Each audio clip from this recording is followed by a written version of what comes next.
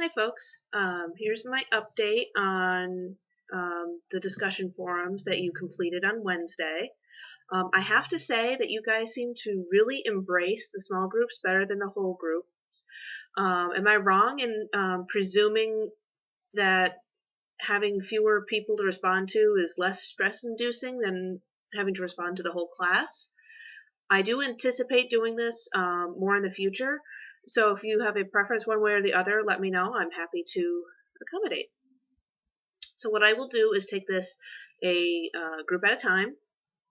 I will say this, that for the most part, there were, on some of the boards, there were minimal discussion. Group number 2, you guys had a great discussion. There was lots of back and forth. So just for future reference, that you need to have that interaction. You need to make sure you are posting your comments and questions early, and that you are responding to other people. And because, like I think I've said before, because we don't meet face to face. You guys need to have that conversation, and the only way to accomplish that is by posting on these boards. So with that out of the way, let's get right into some of the comments you made. Caitlin B. made a great point on Patrick's question to his group about valid arguments. And really, if you can't back up your claims with reasons, or the reasons you're using are flimsy, then your argument will be weak and taken less seriously than that of someone with strong reasons to back up any claims that are made. Marilyn and Brittany made a great point about perception. When we will do an activity soon in which you will come up with opposing arguments about a topic and that you feel strongly about, and your classmates will have to determine which side you actually support. This happens sometimes in academic writing when you're assigned a topic you don't fully agree with. I think Ben can back me up in that we see this up in the Learning Center writing lab sometimes. Students will come in with an assignment they're very frustrated with because they have to support an argument that they disagree with or dislike. And it is a very hard thing to put your own thoughts and emotions on hold, but in order to be an effective writer, that is just what you have to do. Sam brought up the point that reminds me of a well-known quote I'm sure you've all heard. You never really understand a person until you consider things from his point of view, until you climb into his skin and walk around in it. This was spoken by Atticus Finch in Harper Lee's To Kill a Mockingbird. It definitely applies here in that if you're not taking the opposite argument into consideration and addressing it, you're alienating a part of your audience. Think of it this way. How many times have you been talking with someone who refuses to acknowledge your point of view or doesn't address it properly, and how that made you feel? Did you shut down and stop listening? Did you call that person out? Did you start to mistrust that person's argument? Some things to think about. As for acknowledging the opposite argument, you don't need to devote pages and pages to it, though you can't do it justice either by doing a drive-by mention that others disagree and that this is what they believe. It's all in proportion to your overall argument. Perhaps address a major point of contention or two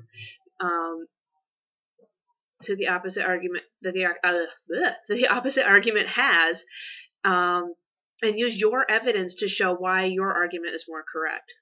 Given the parameters of your assignment, you can't possibly address everything. That's what dissertations are for. In addressing Jackie's questions, when it comes to knowing when an argument is worthy and will be taken seriously, I believe it has a lot to do with how much conversation it sparks. Obviously, hot-button issues concerning economics, the environment, politics, religion, and so forth can get the majority of people riled up, and there will be a clear pro and con camps on these issues. A recent current event in New York, I'm sure some of you have talked about in either other classes or with friends and family, has to do with the passage of the SAFE Act regarding firearms. It certainly has been a hot button topic in my house. The seriousness with which arguments are taken lies in what kinds of evidence you use and how you use it. Simply saying something like, the SAFE Act is stupid, without qualifying that statement further can lead your audience to believe that, yes, you disagree with it, but you have no basis for your argument, nor can you explain why. To that end, how you organize your claims will depend on how you want to build your argument. Do you want your readers to see all your points and evidence first, followed by any counter-arguments? Or do you want to balance each of your claims and evidence with counter-arguments as you go? As you go through the drafting process, you'll find there is no one right way to create that structure. You'll find that one that works best for you, and base your claims and evidence that you have to support them. I really liked to see the responses to the questions Ben has been posing in each of your forums. I especially liked his question to group number 4. Would you rather write on a niche topic that you have personal experience in but has less research available, or write on a broad topic that you don't really follow but has more research available? The general rule of thumb that most people give to writers is to write about what you know. But what about when you have to write on an unfamiliar topic? One example I've used a lot in past semesters has to do with a semester-long group research project for a communication class I took. It was during a spring semester, and we were asked to take a current events issue and research it and take a side. Either we were for it or against it. And at that point, I believe it was the Challenger space shuttle had exploded upon re-entry over Texas. This was in about 2002. And at that point, we were all broke college students in my group. We all, I think, collectively had $30 in our respective wallets, and we're looking at planning ahead for other semesters, tuition, books, blah blah blah. And we all said we should ban the space program or back off on it, because look at all of those millions of dollars when SUNY is hiking our tuition. We can't afford it. Those monies that are being put towards the space program, let's give them to us. We need the money.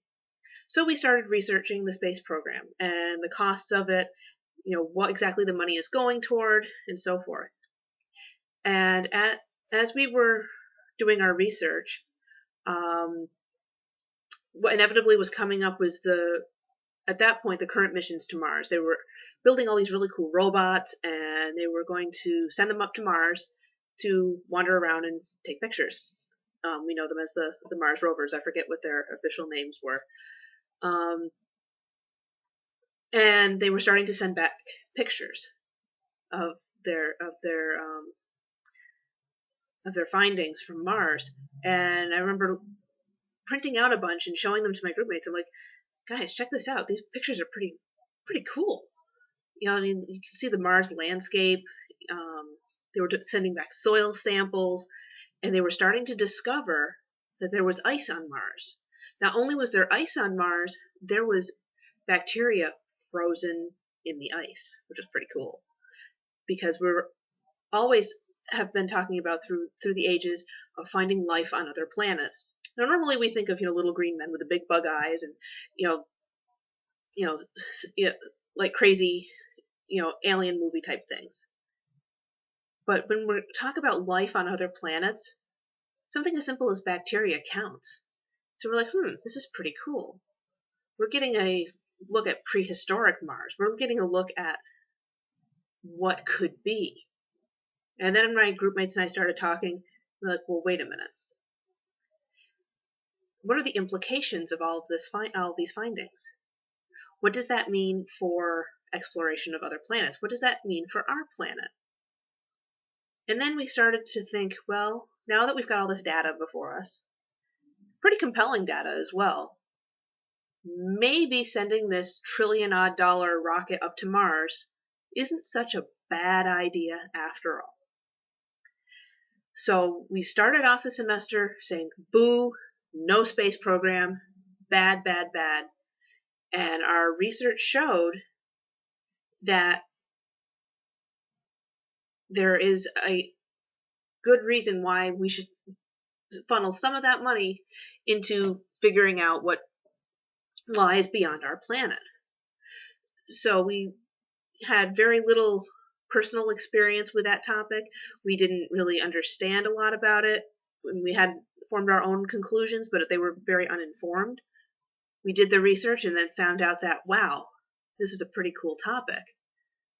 So just to give you an example of how I would respond to Ben's question, I will be posting this video in the announcements section as well as in the Merton Field Guide folder in Unit 2 for you all to refer back to as the unit progresses.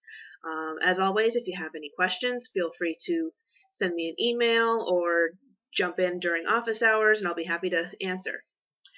Enjoy your weekend, and I'll be in touch.